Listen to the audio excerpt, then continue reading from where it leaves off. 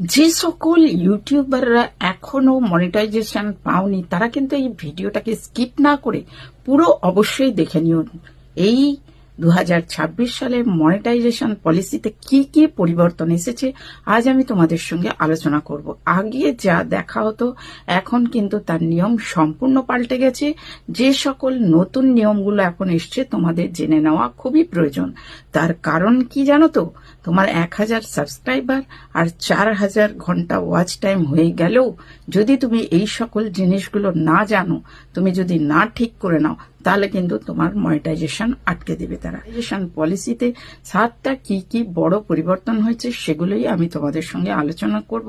ধৈর্য ধরে পুরো ভিডিওটা অবশ্যই দেখে নিও।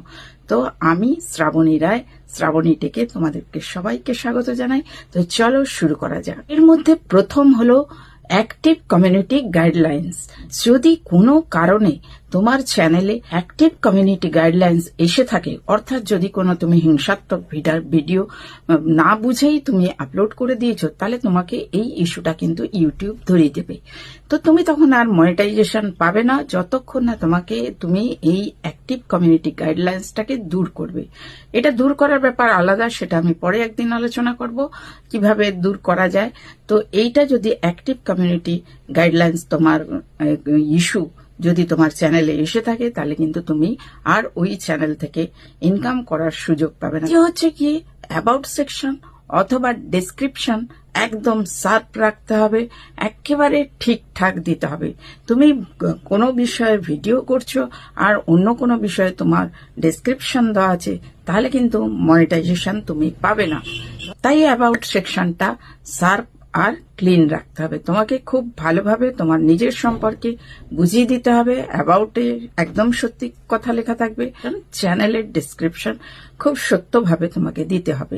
3 হচ্ছে গিয়ে লোগো আর ব্যানার, এই দুটিকেই কিন্তু দিতে হবে।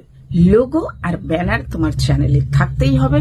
আগে কিন্তু ইউটিউব এইগুলো মোটেই দেখতো না, কিন্তু এখন 2026-এ মনিটাইজেশন পেতে গেলে লোগো আর ব্যানার অবশ্যই থাকতে হবে। লোগো আর ব্যানার তোমার অথেন্টিসিটিকে বোঝাতে সাহায্য করে, তাই জন্য তোমাকে লোগো আর ব্যানার অবশ্যই দিতে হবে। 4 নাম্বার যেটা করতে হবে, রিইউজ কন্টেন্ট একেবারেই ব্যবহার করা যাবে না। এটা আগেও ছিল, এখনো আছে। রিইউজ কন্টেন্টকে কখনোই ব্যবহার করা যাবে না। কারোর ভিডিও তুলে এনে আপলোড করে দাও, তাহলে কিন্তু তোমার কোনোদিনও তোমার চ্যানেল মনিটাইজেশন পাবে না। তার কারণ হচ্ছে কি, অনেককেই দেখা যায় অন্য কারোর ভিডিও ডাউনলোড করে এনে নিজের কন্টেন্টের মধ্যে দিয়ে দেয়।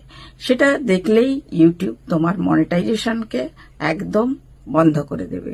তুমি যদি দিয়েও থাকো, কারোর কন্টেন্ট ইউজও করে থাকো, তাতে তোমার অ্যাক্টিভিটি অ্যাড অন করতেই হবে। অর্থাৎ তুমি সেখানে কিছু না কিছু নিজস্বতা দেখাতে হবে। তুমি হয়তো কিছু বলছো তার সম্পর্কে, হয়তো বা কিছু তুমি দেখাবার জন্য তুমি তার ভিডিওর ক্লিপস ইউজ করেছো, তখন কিন্তু এটা মেনে নেবে ইউটিউব যে না ঠিক আছে। কিন্তু তুমি যদি সরাসরি কারোর ভিডিও এনে নিজের চ্যানেলে আপলোড করো, একটাও যদি করে থাকো, তাহলে কিন্তু তোমার মনিটাইজেশন হবে না।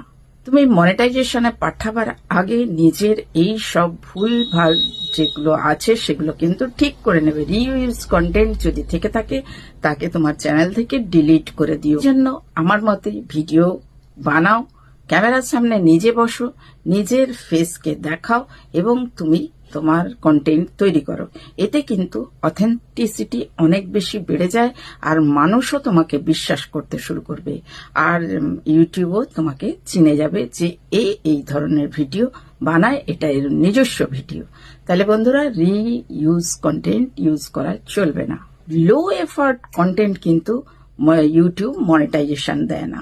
অর্থাৎ দেখা যাচ্ছে যে তুমি একটা কারোর গানের কোনো গানের ভিডিওকে তুমি থার্ড পার্টি অ্যাপ থেকে ডাউনলোড করে দিয়ে দিয়েছো, কিন্তু সেটা প্রচুর ভিউ হয়েছে, যা মনিটাইজেশন পলিসির যে ক্রাইটেরিয়াগুলো সেগুলো ফুলফিল হয়েছে, তুমি পাঠিয়ে দিয়েছো ইউটিউবে মনিটাইজেশনের জন্য, কিন্তু দেখবে তোমার মনিটাইজেশন হবে না, বাতিল হয়ে যাবে তোমার চ্যানেল।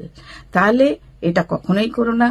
ক্যামেরার সামনে বসো, নিজের কন্টেন্ট নিজে তৈরি করো। আর যদি ক্যামেরার সামনে নাও বসতে চাও, তখন তুমি তোমার ভয়েসটা ইউজ করো, ক্যামেরার সামনে না বসেও ভয়েস ইউজ করলেও কিন্তু তুমি মনিটাইজেশন পেয়ে যাবে 2026 সালে। রিপিটেটিভ কন্টেন্ট কিন্তু দেওয়া যাবে না। দেখা যাচ্ছে একটাই ভিডিও তুমি 2-3 বার আপলোড করে দিলে সেটা কিন্তু তোমার মনিটাইজেশনকে বাতিল করে দেবে। এছাড়া একই টাইপের ভিডিও এখন মানুষ বারবার আপলোড করছে বেশি ভিউ পাওয়ার জন্য। এটা কিন্তু একদম মনিটাইজেশন পলিসির বাইরে। 2026 সালে এটা ভীষণভাবে রেস্ট্রিক্টেড করা হয়েছে। তো একই ভিডিও বারবার পোস্ট করা চলবে না। তুমি যদি চাও সেই টপিকের উপরে তুমি একটু চেঞ্জ করে অন্য ড্রেস পরে আবার একটা কন্টেন্ট বানাও, তাহলে কিন্তু সেটা আবার দিতে পারো, কিন্তু তুমি একই কন্টেন্ট বারবার ইউজ করতে পারো না। লাস্ট হচ্ছে কি মিসলিডিং মেটাডাটা। এটা কি? মিসলিডিং মেটাডাটা একদম দেওয়া যাবে না। ধরো তুমি ভিউজ নিয়ে ভিডিও তৈরি করেছো কিভাবে তুমি ভিউজ বাড়াবে, অথচ তুমি টাইটেল ট্যাগ ডেসক্রিপশনে লিখছো সাবস্ক্রাইবার বাড়ানোর উপায়। এটা হচ্ছে গিয়ে মিসলিডিং মেটাডাটা।